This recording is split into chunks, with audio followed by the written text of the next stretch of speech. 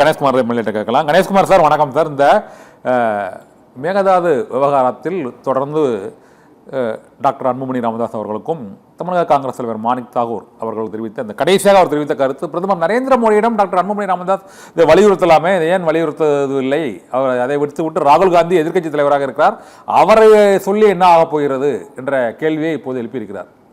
நீங்க என்ன நினைக்கிறீங்க? ரெண்டு பேருமே சூழ்ச்சி தான் பண்றாங்களா, காங்கிரஸ் பாஜக இரு தரப்பிலும் செயல்பாடு எப்படி இருக்கு? இதை பொறுத்தவரை, காவேரி விவகாரத்தை பொறுத்தவரை மத்திய அரசாங்கம், ரெண்டு அரசாங்கமே எதுவாக இருந்தாலும் ஒரு மாதிரி ஒரு சாராக தான் அவங்களுடைய நடவடிக்கை இருந்து கொண்டிருக்கிறது. ஒவ்வொரு முறையும் தமிழ்நாடு தன்னுடைய நியாயத்தை நீதிமன்றத்துக்கு சென்று தான் நம்ம பெற்றுக்கிட்டு வரோம். மரியாதைக்குரிய காங்கிரஸ் தலைவர் மாணிக்கம் தாகூர் அவர்களுக்கு என்ன புரிதல் இருக்கிறது என்பதுதான் இங்க பெரிய கேள்வி. இப்ப அவர் திருவாரூர் காந்தி என்ன சொன்ன மாதிரி அவர் என்ன புரிஞ்சுக்கிட்டு பேசுறாரா, புரியாம பேசுறாரா? மருத்துவர் அன்புமணி ராமதாஸ் அவர்கள் கேட்டது ஒரே கேள்வி. அங்கதான் இந்த பிரச்சனை ஆரம்பிக்குது. அவர் கேட்டது என்னவென்று சொன்னால், கிரேட் நிக்கோபார் ஐலாண்ட்ல ஒரு மிகப்பெரிய ப்ராஜெக்டை இந்திய அரசாங்கம் கொண்டு வருது. அதுக்கு மரியாதைக்குரிய ராகுல் காந்தி அவர்கள் எதிர்ப்பை பதிவு செய்கிறார். அதற்கு அவர் சொல்லக்கூடிய காரணம் சுற்றுச்சூழல் பாதிக்கப்படுகிறது அப்படின்ற காரணத்தை அங்க சொல்றார். அப்ப மேகதாது அணைக்கு 12,000 ஹெக்டேர் காடு வனப்பகுதிகள் அழிக்கப்படுது. இதற்கு அந்த மாநிலத்தில் இருக்கக்கூடிய சுற்றுச்சூழல் ஆர்வலர்களே எதிர்ப்பு தெரிவிக்கிறாங்க. அப்ப அதற்கு இங்க சுற்றுச்சூழல் பாதிக்கப்படுதுன்னு தெரிகிற ராகுல் காந்தி அவர்களுக்கு ஏன் மேகதாதுல தெரியல இப்படின்றதுதான் எங்களுடைய கேள்வி. உடனே நீங்க அவர்களுக்கு ஏன் போன வாட்டி நாடாளுமன்றத்துல தன்னந்தனியாளாக பிரதமர் மோடியை எதிர்த்து தானே பேசினாரு பாராளுமன்றத்துல. இன்னைக்கு யூடியூப்ல எடுத்தாலும் இருக்குல்ல, மேகதாதுல இஷ்யூல நடவடிக்கை எடுத்தே ஆகணும், அது ஜீவாதாரண பிரச்சனை அப்படின்னு சொல்லி சட்டம் நாடாளுமன்றத்தில் பேசுறாருல. இன்னைக்கு தொடர்ச்சியாக கூட்டணியிலே இருந்தாலும் மத்திய அரசு கொண்டு வருகின்ற நாட்டினுடைய ஜீவாதாரண பிரச்சனை எதிராக இருக்கக்கூடிய பிரச்சனைக்கு முதல்ல குரல் கொடுக்கிற கட்சி பாமக தானே. போன வாட்டி கூட்டணியிலே இருக்கும்போது தான் நீட் எதிர்ப்பு தீர்மானத்திற்கு கூட இருந்தோம். சுவர்ண சக்தி அபியான் நிதியை மும்மொழி கொள்கையை ஏத்துக்கிட்டீங்கன்னா தான் கொடுப்போம்னு சொன்னப்போ நாங்க திமுக கூட ஆதரவு தெரிவிச்சோம். நாங்க பாஜகவை எதிர்க்கிறதுக்கு தயார் தான். அதனாலதான் நாங்க பாஜகவையும் காங்கிரஸையும் இந்த மேகதாது விஷயம்ல காவேரி விஷயத்திலேயே ஒன்றாக தான் பார்க்கிறோம்னு சொல்றோம். ஆனா நாங்க அதை விட ஒரு படங்கு அதிகமாக சொல்றது என்னவென்று சொன்னால், இந்த பிரச்சனைக்கெல்லாம் மூல காரணமே காங்கிரஸ் தானே. அது என்ன மாணிக்கம் தாகூருக்கு தெரியாதா? மேகதாது பிரச்சனை, காவேரி பிரச்சனை எப்ப ஆரம்பிக்கிறது?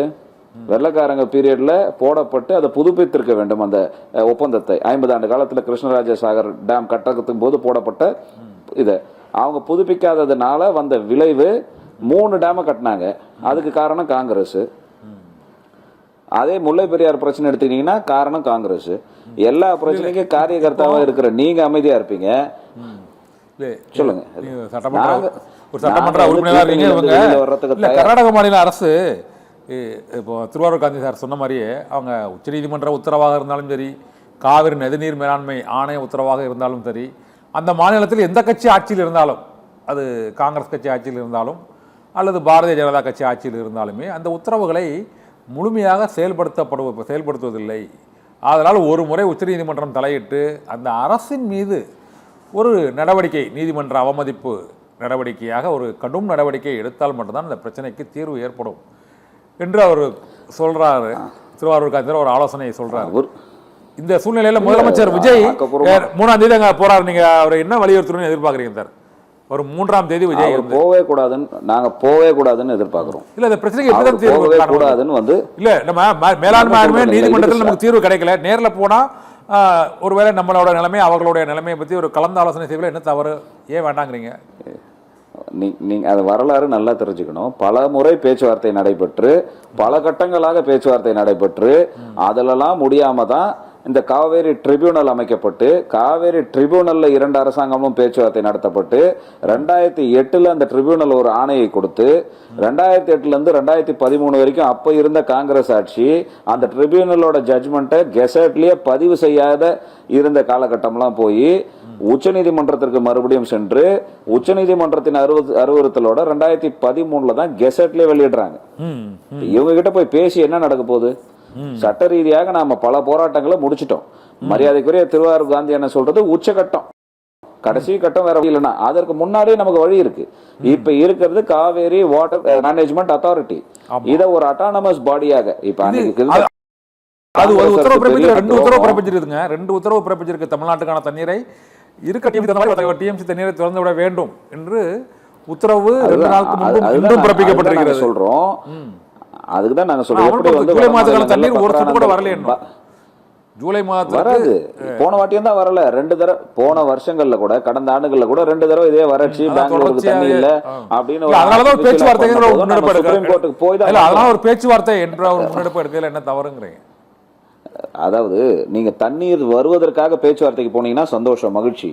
மேகதாது பத்தி அங்க பேசி மேகதாதுல ஏதாவது ஒரு சமரசமோ இல்ல மேகதாது என்ற ஒரு விஷயமே எழுந்தால் அதை வந்து ஏத்துக்க முடியாதுன்னு தான் நாங்க சொல்றோம். மேகதாது என்ற ஒரு விஷயத்தை சட்ட ரீதியாக அங்கீகரிப்பதற்கான வாய்ப்பே கிடையாது. அப்ப நீங்க அது குறித்து பேச்சுவார்த்தை நடத்த போறீங்க, அது குறித்து ஒரு தனி ஆணையம் அமைக்கணும்னு திருத்தம் சட்டமன்றத்தில் கொண்டு வரீங்கன்னு சொன்னா எப்படி ஏத்துக்க முடியும்? நாங்க கேட்பது என்னவென்று சொன்னால், இருக்கக்கூடியதுல எப்படி பக்ரானந்தலுக்கு தனி மேனேஜ்மெண்ட் ஆணையம் இன்னைக்கு இங்க அத்தாரிட்டி தான் அமைக்கப்பட்டிருக்கு. ஒரு தனி அட்டானமஸ் பாடியை உருவாக்கினா அந்த அட்டானமஸ் பாடியோட கண்ட்ரோல்ல இருக்கிற டேம்கள்லாம் வரும். அந்த மாதிரி ஒரு அட்டானமஸ் பாடியை உருவாக்குவதற்கு சட்ட ரீதியான போராட்டம் ஏற்படலாம். இன்னைக்கு ஆரம்ப கட்டத்தில் இருக்கக்கூடிய விஷயங்களை தடுப்பதற்கு 1000 வழிகள் இருக்கிறது. நீங்க போய் பேசுறதுனால அங்க எந்த பிரயோஜனமும் ஏற்பட போறதில்ல. நாங்க கேட்பது என்னவென்று சொன்னால், மேகதாது குறித்து பேசுவதற்கு ஒண்ணுமே இல்லை. ஏன்னா மேகதாது என்ற ஒரு விஷயம் சட்ட ரீதியாக 100% நடத்துறதுக்கு வாய்ப்பு இல்லை. சட்டமன்றத்தில் இதை தான் உங்களுடைய அமைச்சர் சொன்னார். உங்கள் அமைச்சர் வாய்ப்பு இல்லாத ஒரு விஷயத்துக்கு பேச்சுவார்த்தைக்கு ஏன் போகணும்? நீங்க தண்ணி வாங்கிட்டு வர்றதுக்கு போறேன்னு சொல்லுங்க, நாங்க ஏத்துக்கிறோம். சரி, இப்ப மாணிக்கந்தாவர் எதுக்கு அன்புமணி ராமதாஸே ராஜினாமா செய்யணும்னு சொல்லிட்டே இருக்கிறாரு? ஏன் சார்? அவருக்கு அவ்வளவுதான், அவருக்கு தெரிஞ்ச அரசியல் அவர் தான். அவருக்கு வந்து தமிழ்நாட்டு அரசியலோட கர்நாடக அரசு தான் ரொம்ப முக்கியமா போயிடுச்சு. அவர் எம்பி தானே இருக்காரு, ஆட்சி நடக்குது இல்ல. அவர் எம்பி தானே இருக்காரு, அவர் ராஜினாமா பண்ண சொல்லுங்க. நாங்க சொல்றோம் இல்லையா, தமிழ்நாட்டில் இருக்கக்கூடிய திமுக தயவுல வெற்றி பெற்ற காங்கிரஸ் எம்பிகள் ராஜினாமா செய்ய தயாரா? அவங்க தமிழ்நாட்டின் நலன் கருதி நாங்க தயார். பாட்டாளி மக்கள் கட்சி தயார். கூட்டணியில இருந்து வெளியில வர்றதுக்கு தயார். காங்கிரஸ் தயாரா? வாழப்பாடி ராமமூர்த்தி மாதிரி செய்வாங்களா? காங்கிரஸ்ல எம்பிக்கள் எதிர்பார்க்கிறோம். வாழப்பாடி ராமமூர்த்தி பண்ணாரு இல்லையா, காவிரி பிரச்சனைக்காக பண்ணி காமிச்சாரு. அந்த மாதிரி உண்மையிலேயே தமிழ்நாட்டு அக்கள் மீது உண்மையான பற்று இருக்கக்கூடிய, ரோஷம் இருக்கக்கூடிய காங்கிரஸ் நாடாளுமன்ற உறுப்பினர்கள் ராஜினாமா செய்ய சொல்லுங்க பாப்போம். அங்க ஒரு வேஷம், இங்க ஒரு வேஷம். உங்களுடைய முதலமைச்சர் தான் அங்க இருக்கிறாரு. சரி, அவர்களை பாதுகாக்கின்ற வேலையை தானே இங்க பாக்குறீங்க. ஏன்னா பாட்டாளி மக்கள் கட்சி தான் உரத்த குரல்ல அவங்களே எதிர்க்கிறாங்க. இன்னைக்கு எல்லா கட்சிகளும் அமைதியா இருக்கும்போது மேகதாதுல தொடங்கி நடைபயணத்தை மேற்கொண்ட தலைவர் அன்புமணி ராமதாஸ், விழிப்புணர்வை ஏற்படுத்திய தலைவர் அன்புமணி ராமதாஸ், இந்த டேமை கட்டினா என்ன பாதிப்பு வரும்னு கொண்டு வந்து அடித்தட்டு மக்களிடம் கொண்டு போய் சேர்த்த தலைவர் அன்புமணி ராமதாஸ் அவர்கள். அது இவர்களால பொறுத்துக்க முடியல. இவர்களுடைய ஆட்சி கர்நாடகத்தில் இருக்கு. இன்னும் 2 வருஷத்துல மறுபடியும் தேர்தல் வருது. தேர்தலில் ஏதாவது பண்ணணுன்றதுக்காக முட்டு கொடுப்பதற்கு இந்த வேலைகளை, இன்னும் சொல்ல போனா தமிழ்நாட்டுக்கான துரோகத்தை செய்கிறார் மாணிக்கம் தாகூர்.